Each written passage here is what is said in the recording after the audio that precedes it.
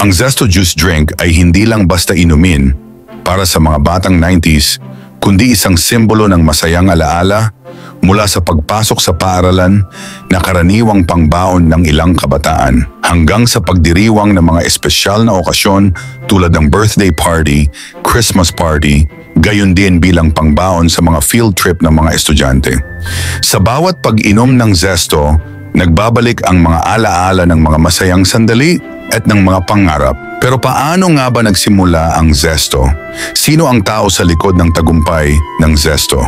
Sa video na ito, ating aalamin ang kasaysayan ng Zesto at makikilala ang taong nagbigay buhay sa ating paboritong juice drink.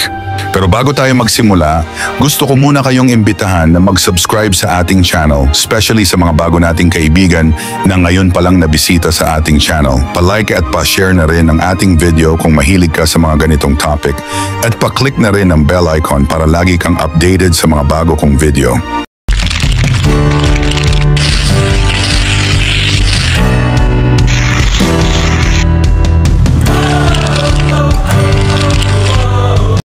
Si Alfredo Yao ay isang negosyanteng Pilipino-Chinese. Siya ay isa sa mga pinakamatagumpay na negosyante sa Pilipinas. Kilala rin siya bilang Juice King dahil sa tagumpay ng Zesto, ang sikat na juice drink na kanyang pinasimulan. Ang kwento ng kanyang buhay ay nagpapatunay na ang kahirapan ay hindi hadlang sa pagkamit ng tagumpay. Si Alfredo Yao ay isinilang noong November 26, 1943. Sa murang edad na 12 anyos, naulila siya sa kanyang ama.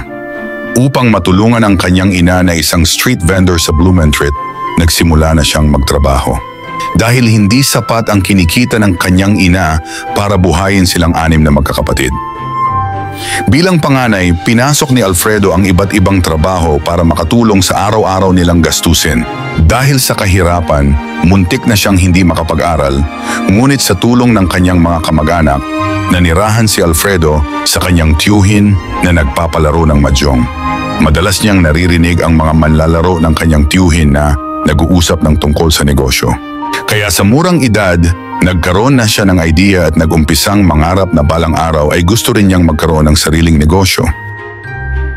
Sa loob ng ilang taon, tinulungan siya ng kanyang tiyuhin para makapag-aral sa Mapua Institute of Technology. Gustong-gusto niyang mag-aral, ngunit kailangan niyang huminto sa edad na 17 nang maubusan ng financial support ang kanyang tiyuhin para sa kanyang pag-aaral. Dahil sa kakulangan sa pera, nagsimula ng maghanap ng trabaho si Alfredo.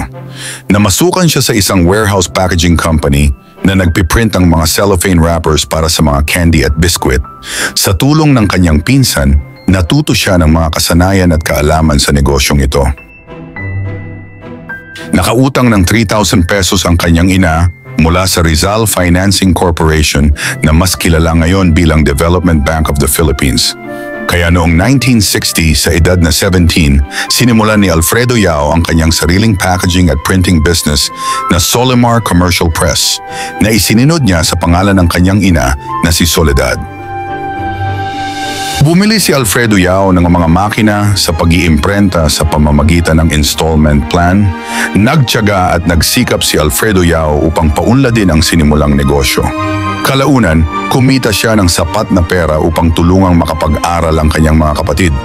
Naging matagumpay naman ang kanyang negosyo na umabot din ng 20 taon. Noong 1979, habang nasa isang trade show sa France, nakita ni Yao ang bagong packaging technology na tinatawag na Doi Pack. Ang Doi Pack na kilala rin bilang Tetra Pak sa Pilipinas. Ito ay isang uri ng packaging na binuo ni Leo at Louis Doyen. Nagawa sa multi-layer of materials tulad ng plastic film, foil at iba pa. Namangha si Alfredo Yao sa kanyang nakita at agad na naisip na magiging patok ang ganitong uri ng packaging sa Pilipinas. Nagdesisyon siyang bumili ng mga makinarya at dalhin ang teknolohiya sa bansa. Inalok niya ang mga makina sa kanyang mga kliyente na gumagawa ng juice, ngunit sa kasamaang palad, wala ni isa sa kanila ang nagpakita ng interes. Ito ay nagdulot ng malaking problema kay Alfredo Yao, lalo na't nabili na niya ang mga makina at na-i-deliver na ang mga ito sa Pilipinas. Dahil walang gustong bumili at gumamit ng mga makina na kanyang nabili, Napagpasyahan ni Alfredo Yao na gamitin na lamang ang mga ito para gumawa ng kanyang sariling produkto ng juice drink. Kaya't humingi siya ng tulong sa isang dating kliyente na nagtatrabaho sa isang American juice company upang matulungan siya na gumawa ng juice drink. Humingi rin siya ng tulong sa kaibigan niyang si Mon De Losa, isang fine arts professor sa University of Santo Tomas, upang idisenyo ang packaging ng inumin at nakaisip ng pangalang Zesto. Ang zest ay isang salitang Ingles na nangangahulugang lively o punong-puno ng buhay.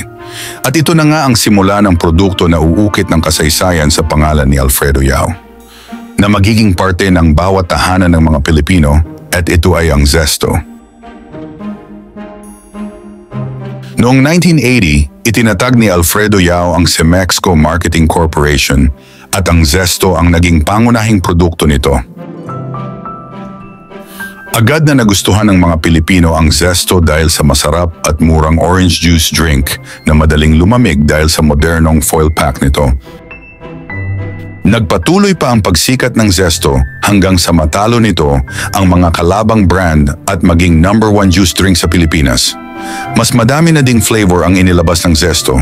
Bukod sa naunang flavor na orange, nagkaroon na din sila ng apple, pineapple, strawberry, guyabano, mango, grape at calamansi. Hindi lang sa Zesto Juice Drink nakatuon ang Semexco Marketing Corporation. Pinalawak nila ang kanilang produkto at inilabas ang OK Fruit Drink, Junior Fruit Drink, Sunglow Juice Drink, Plus Juice Drink, Carbonated Soft Drink, Glacier Purified Water, Happy Chef, Quick Chow Instant Noodles, Zesto Iced Tea, Zesto Juice in Can, Zesto Choco, B.O.'s Coffee Ice Brew, Sunburst Select Juice Drink, Teki Yakudon, Teki Showman, at ang Tita Frita Banana Ketchup. Bibigyan ko kayo ng isang maiksing trivia mga kaalam. Kilala niyo ba kung sino ang brand icon ng Tita Frita Banana Ketchup noong 1989? Ang character ni Tita Frita ay hango sa isang character ng isang sikat na instant noodles ng Nestle noong late 70s na si Tita Maggie ng Maggie Instant Mommy Noodles. Naglabas ng bagong produkto ang Semexco Marketing Corporation ng banana ketchup at gumawa sila ng isang character na kahawig ni Tita Maggie na pinangalanan naman nila na Tita Frita, na may suot ng chef hat at naka-apron na ginampanan naman ni Rita Avila, isang commercial model na kalaunan ay na-discover bilang artista. Ikaw kaalam, ano sa mga produkto ng Zesto ang natikman at nagustuhan mo? Pa-share naman sa ating comment section. Dahil sa tagumpay at popularidad ng Zesto, pinili nilang palitan ang pangalan ng kumpanya at tinawag itong Zesto Corporation. Hindi lang sa Pilipinas nakilala ang Zesto, lumaganap ang kanilang mga produkto sa mahigit 40 bansa, kabilang ang Estados Unidos, United Kingdom, Dubai at Singapore. Mula sa pagiging breadwinner sa murang edad at pagiging college dropout, si Alfredo Yao ay nakamit ang tagumpay at naging isa sa pinakamayamang tao sa bansa. Ayon sa Forbes, ang kanyang net worth ay umabot sa $210 million o 10.1 billion pesos noong September 2020. Marami ng negosyo ang naitatag ni Alfredo Yao bukod sa Zesto. Kabilang dito ang Makay Holdings na nagmamay-ari ng RC Refreshments Corporation, ang gumagawa ng RC Cola sa Pilipinas. Nabili rin niya ang Asian Spirit noong 2008 at pinalitan ang pangalan nito sa Zest Airways. Noong 2016, naging AirAsia Zest ang pangalan ng airline. Ibinenta ni Alfredo Yao ang kanyang bahagi sa AirAsia Zest noong 2019 at ngayon ay kilala na ito bilang Philippines AirAsia. Si Alfredo Yao rin ang kauna-unahang Pilipino na nanalo sa ASEAN Business Awards noong 2007 sa kategoryang Most Admired Asian Enterprise in Innovation. Matapos nga ang mahigit 40 taon mula nang ipakilala ito, ang Zesto ay nananatiling isa sa pinakasikat na juice drink sa Pilipinas. Patunay ito na ang sarap at kasiyahang hatid ng Zesto ay patuloy na nakakaakit sa mga Pilipino, mula sa mga batang 90s hanggang sa mga bagong henerasyon. Hindi rin nakalimutan ni Alfredo Yao na ibahagi ang kanyang tagumpay at yaman. Dahil sa kanyang karanasan sa pagtigil sa pag-aaral dahil sa kahirapan, itinatag niya ang Alfredo M. Yao Foundation, isang organisasyon na tumutulong sa mga matatalinong estudyante na nangangailangan ng tulong pinansyal para makapagtapos ng pag-aaral. Ang kwento ni Alfredo Yao at ng Zesto ay isang inspiration. Patunay ito na hindi hadlang ang kahirapan para mangarap at magtagumpay.